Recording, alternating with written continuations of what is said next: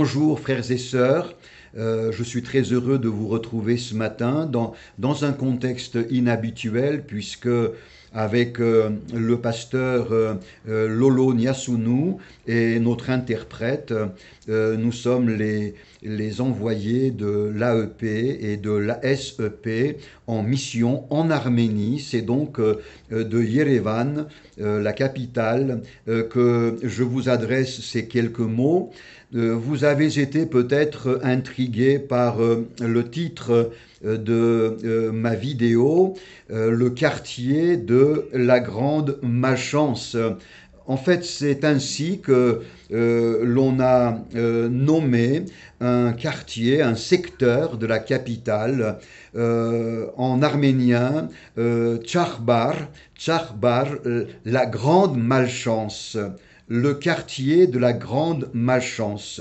Nous y avons rendu visite à une famille dans le cadre de notre mission et c'est un tout autre monde. C'est le monde des rejetés, le monde des méprisés. Qui pourrait penser, qui pourrait imaginer qu'à quelques centaines de mètres du centre de la capitale où règne le luxe et l'opulence à l'européenne, une telle misère puisse exister? Ici, nous explique notre guide, fondateur de l'association Convoy of Hope, ici, en Arménie, nous n'avons pas de couche sociale moyenne. Une infime minorité vit très richement, et puis il y a les autres.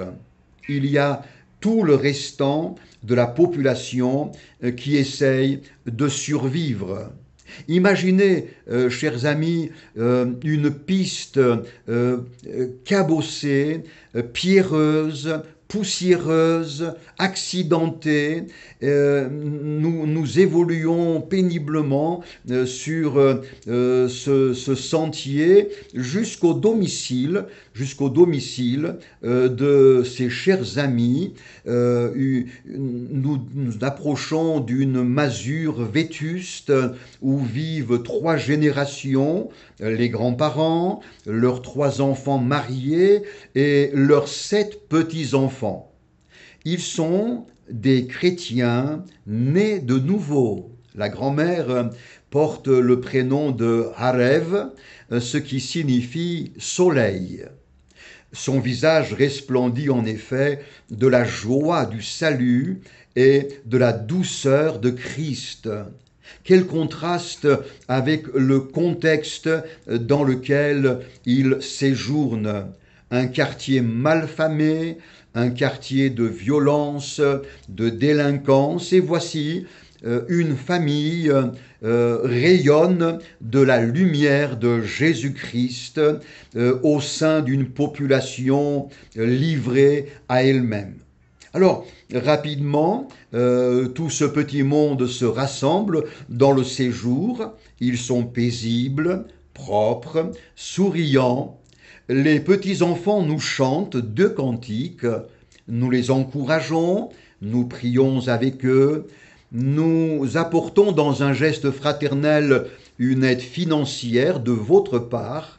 Nous proposons à notre guide de parrainer les 7 petits-enfants par le biais de l'ASEP. Puis, nous nous en retournons, le cœur rempli de prière et de compassion.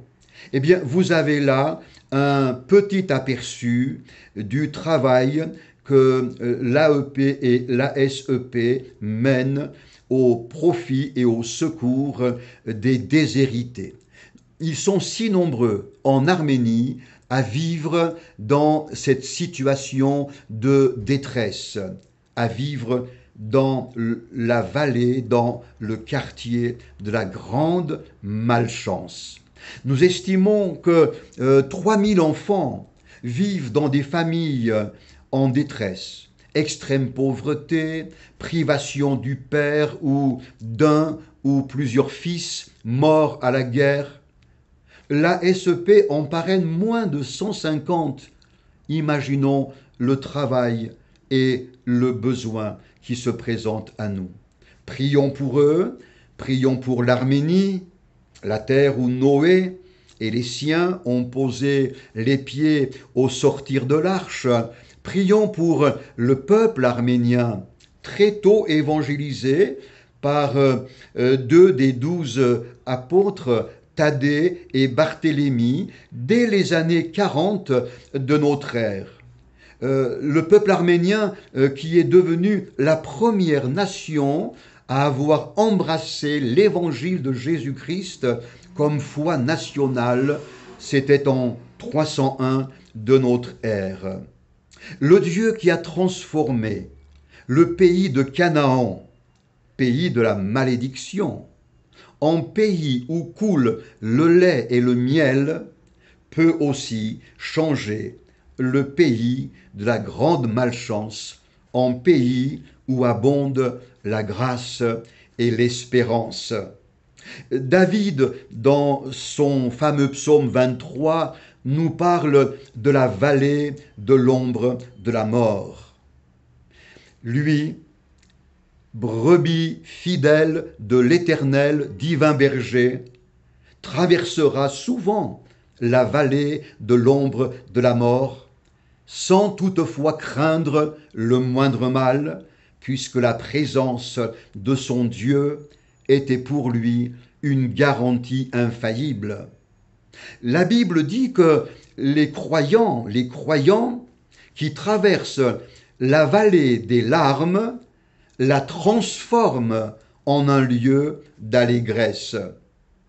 La Bible dit également que les peuples qui sont assis dans l'ombre de la mort voient briller une grande lumière en la personne de Jésus qui les visite.